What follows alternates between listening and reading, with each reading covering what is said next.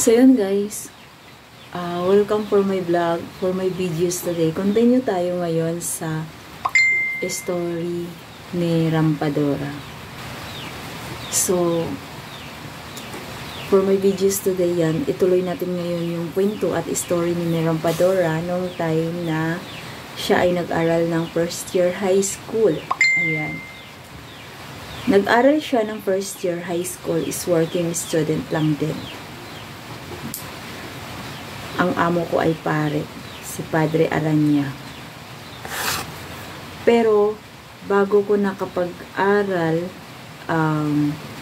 at bago ko nag-working kay Padre Aranya is, naka-stop din ako ng ilang taon. At, nung naka-stop ako ng ilang taon, namasukan ako kay Padre. Ang sahod ko monthly ay parang nasa 500, 700, ganun. Di ko natanda. Basta, yun ang ano ko. Dahil nga pari siya, kung saan-saan kami nadidistino. Nakarating kami ng, pero ang tinirahan namin is Dimaluna, Usami City. Nakatira kami sa Dimaluna, Usami City.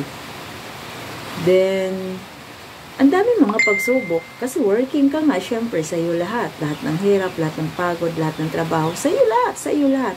Sa iyo lahat, isisi, sa iyo lahat. Pero, mabait si Padre. Kasi, thanks God at nagpapasalamat ako kasi si Padre mabait.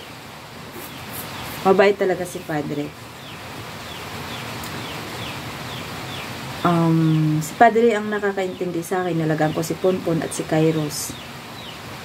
Then, alam ni Kairos, alam ni Kuya Kairos kung paano ako kumilos, paano ako gumalaw.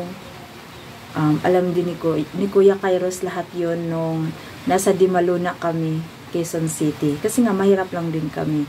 At hindi naman ako kayang pag-aralin ng mga magulang ko kasi wag daw ako mag-aral.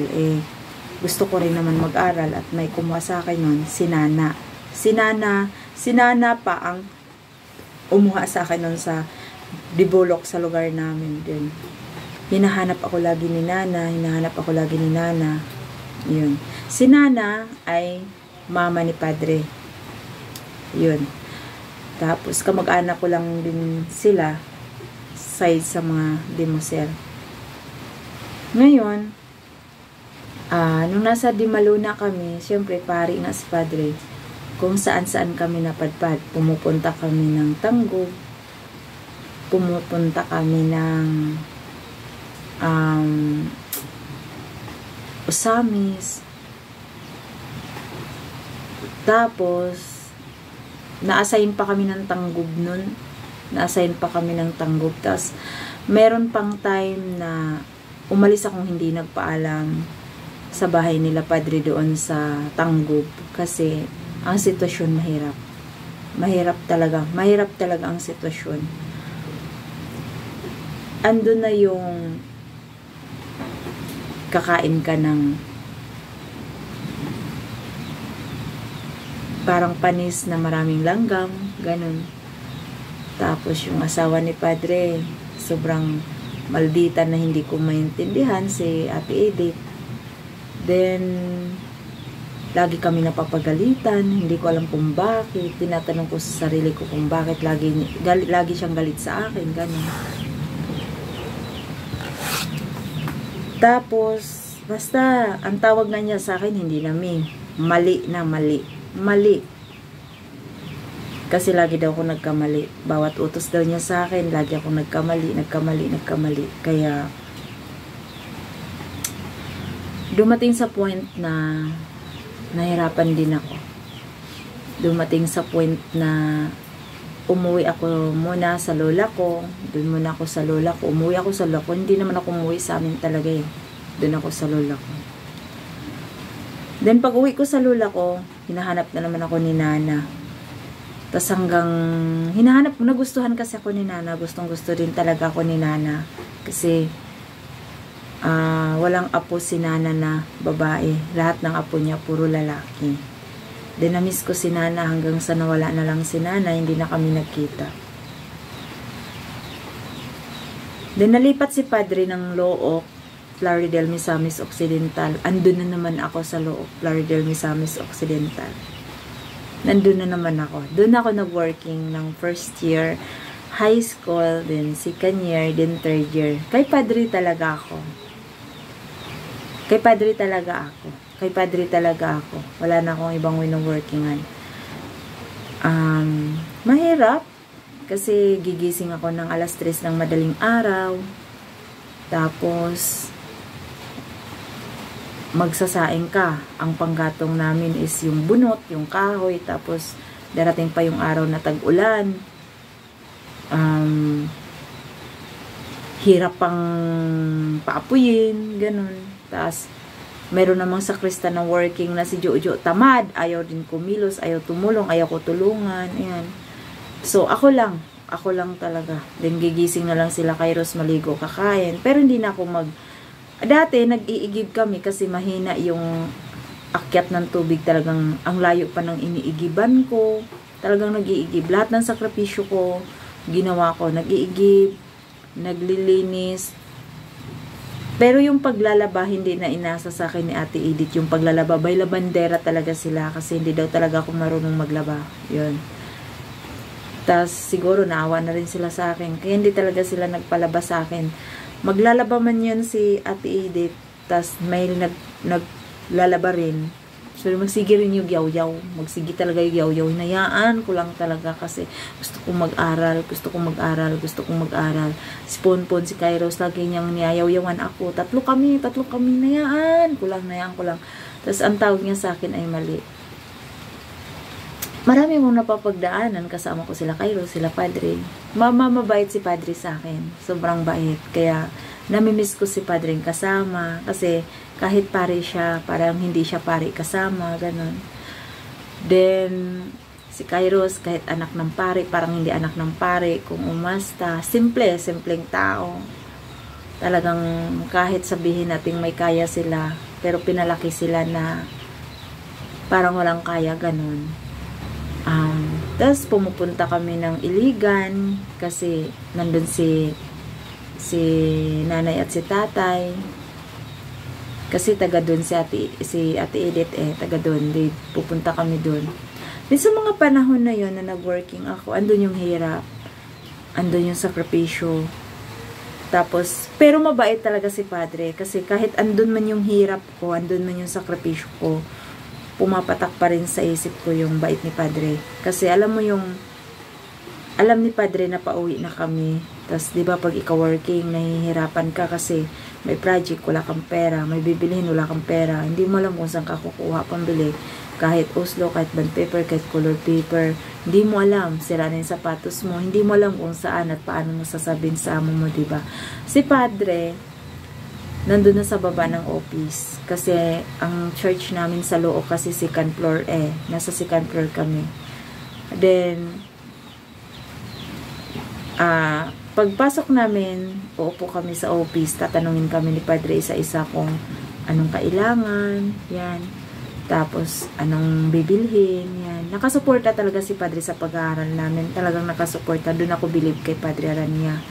Ayan, shout out sa iyo, Padre Aranya. Yan, doon ako believe sa kanya kasi talagang hindi ako nahihirapan sa school. Nahirapan lang ako kay Ate Edith kasi kung kailan pasukan na, saka naman siya mag-uutos, kaya lit-lit na ako. Then, dumating sa point na nagtiis ako.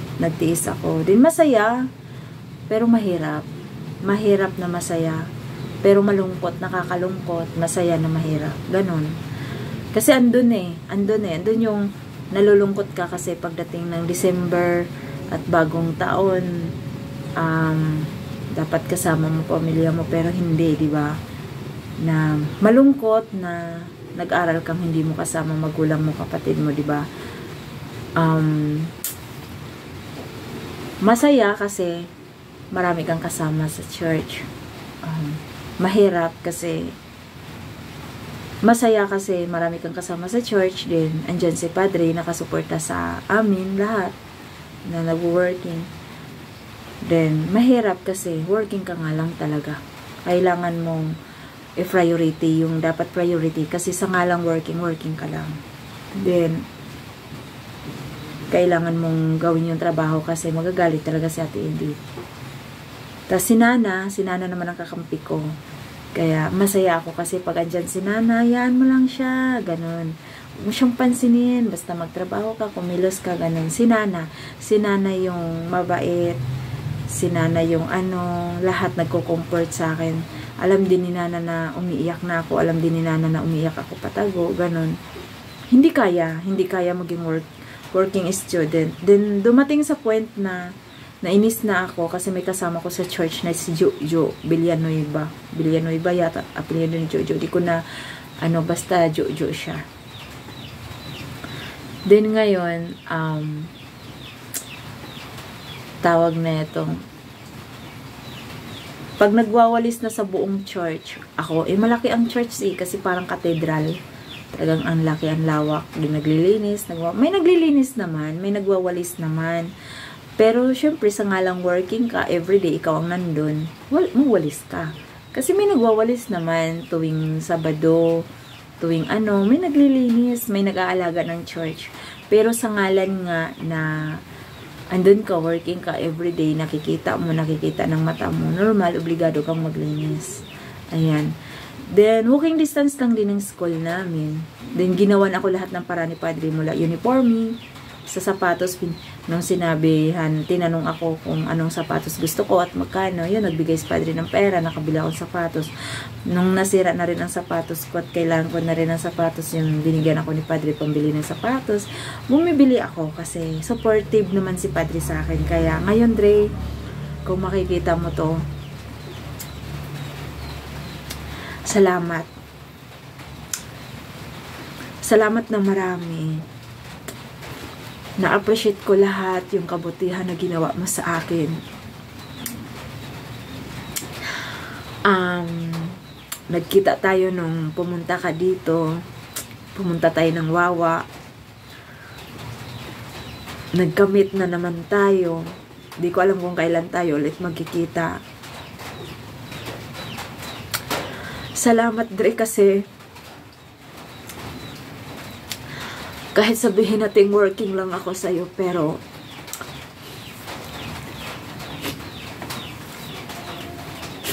yung imbis na magulang ko ang magbigay sa akin ng time na yun, sa sitwasyon ko na yun, ikaw yung nandun. Lagi mong tinatanong sa mga advisor ko kung kumusta ako kasi member natin sila sa church. Member natin sila sa simbahan.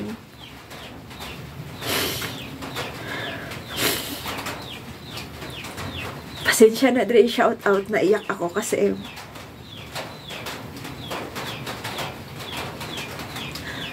sa tanang amo ko, ikaw lang yung mabait. Ikaw lang yung hindi nga natin makita kung pare ka ba talaga pumorma eh. Simple lang eh. Kumakain ng walang asin, basta maluto lang yung ulam, kumakain ng walang bitsin, basta okay na yung ulam. Tayo yung magkasama sa simbahan sa Kauswagan. Ayan guys, na-assign pa kami ng Kauswagan, Lanao del Norte. Tapos, ang lawak din ng simbahan sa Lanao del Norte. Pumupunta kami ng dagat kasi malapit kami sa dagat sa Lanao. So, ang dami namin napuntahan sa mahabang panahon na nagsama kami ni Padre dahil working nga ako sa kanila. Nakarating ako ng Kauswagan, Lanao del Norte. Yan.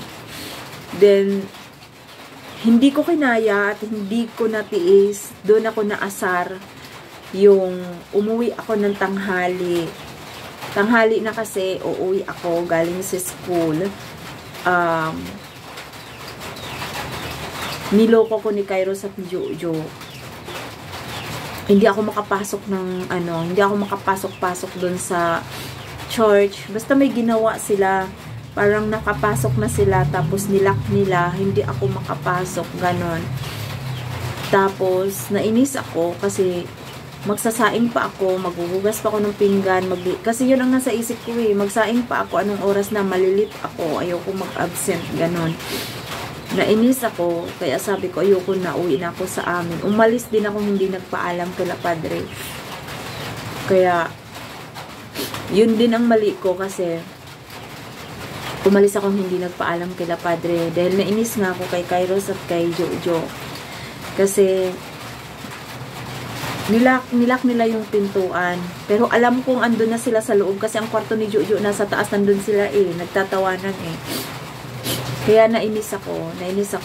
Pero sa haba at sa maraming panahon at sa haba ng panahon na pinagsamahan namin, masaya.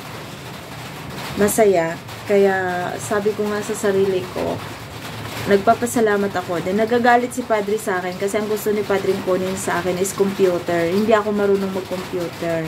Hindi ako marunong mag-computer Bubo talaga ako. So ang kinuha ko is agriculture. Dinagalit si Padre kasi bakit agriculture na marami ng magtatanim. Dapat daw computer kasi walang tao sa office sa simbahan niya. Ako ang ilalagay. Hindi nga ako marunong. Hindi talaga ako marunong. Bubo talaga ako sa computer, mga idol.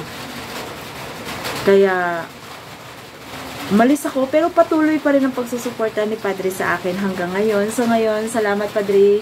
Miga lang shout out sa iyo. So yun guys, nag-working ako. First year, second year, third year hanggang first year, second year, third year na working ako kay Padre. Pero si Padre matagal ko nang kasama. Na-assign kami ng Dimaluna, Osami City.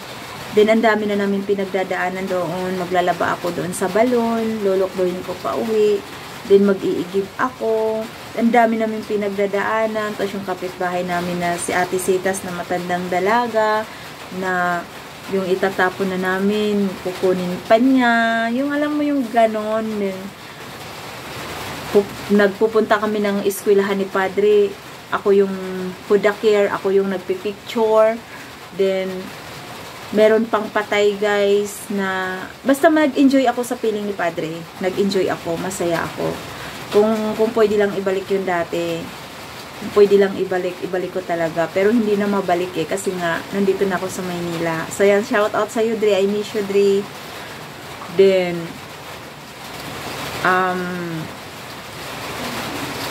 pag may patay, ako rin nagkakamera pero hindi ko alam kung nakuha ko ba, kung nakapi ko ba. Tapos dumating pa yung point na may nag-suicide. Then ako yung nag-picture, ako pa yung sumama dun sa sementeryo para mag-picture, patong-patong pa ako dun. Pero hindi ko talaga alam kung nakapi ba, hindi ko alam kung nakopya ba, hindi ko talaga alam. Wala na akong alam, wala na akong balita. Kasi hindi rin naman ako napagalitan ni Padre at never din ako napagalitan ni Padre. Never ako napagalitan ni Padre.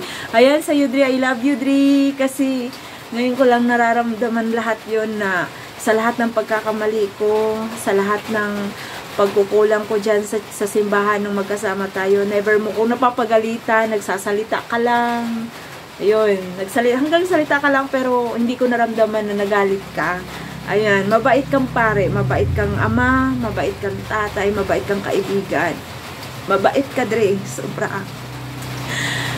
Kung bakit ko ginawa yung story na to, kasi maraming nagtatanong sa akin kung saan ako galing, ano nangyari sa buhay ko, paano. Kaya Dre, pasensya ka na nagawa ko ng story kasi ang daming nagtanong sa akin dahil pinasukan ko tong pagbablog ko na to.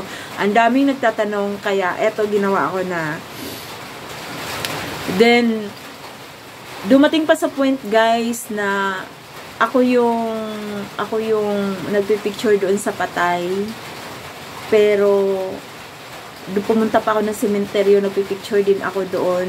Nag-suicide yun guys, kasi ang story naman neto kung bakit siya nagpakamatay, may jowa siya, dyan sila nakatira sa Osamis.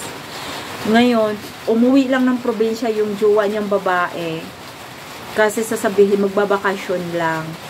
Tapos nabalitaan niya na kinasal na pala sa iba. Umuwi ang babae doon, nabalitaan niya na ikinasal na sa iba, kaya hindi niya nakayanan yung depression niya, nagpakamatay siya, nag-suicide niya. Kung hindi ako nagkamali, tama po ba Dre? Yung kwento, yun yung story na umuwi ng probinsya, kasi ang sabi magbabakasyon lang.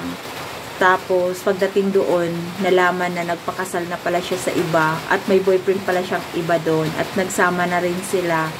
So yun na-depress kasi yung lalaki naghintay din. Pero sa kasamaang palad, meron na palang iba. Yan. So yun po yung story. Then ako yung sumama sa sementeryo para magpicture-picture. Then sa church pa lang ako na rin ang nagpicture. Then natulog kasi ako guys sa simbahan. Sa simbahan ako natutulog. Kasi maliit lang yung simbahan namin sa Dimaluna eh. Maliit lang. Maliit lang din yung tulugan. Sa sala talaga ako natutulog.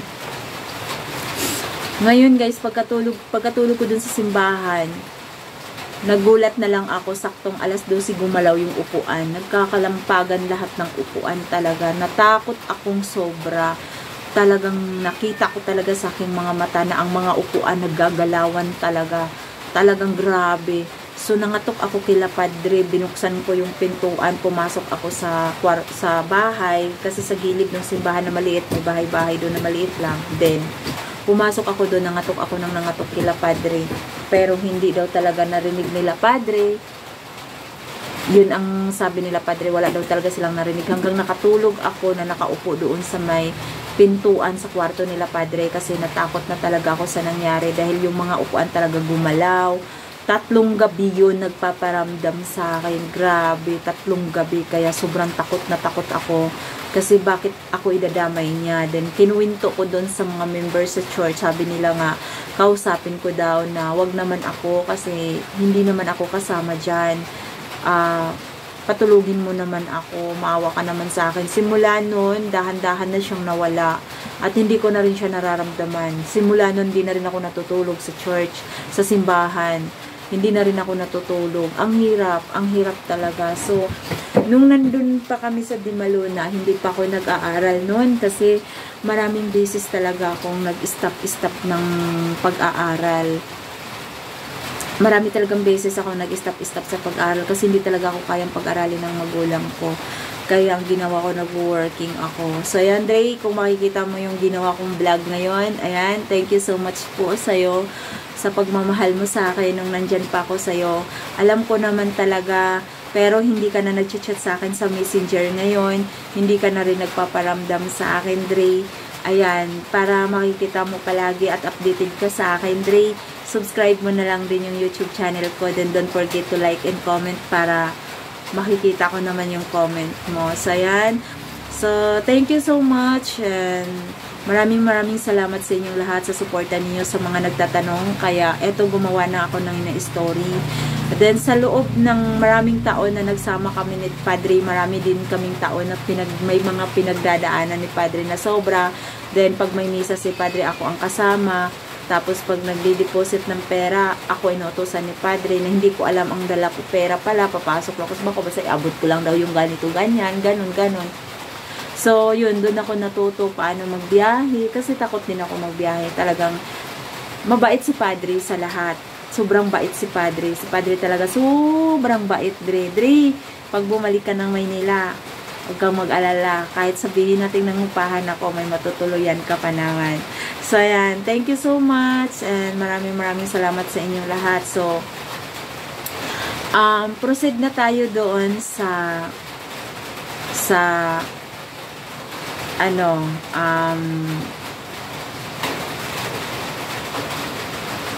yung kung paano ako nabuntis at paano ko nagkaroon ng murmur sa buhay ko. So, ayan. Thank you so much po sa inyong lahat.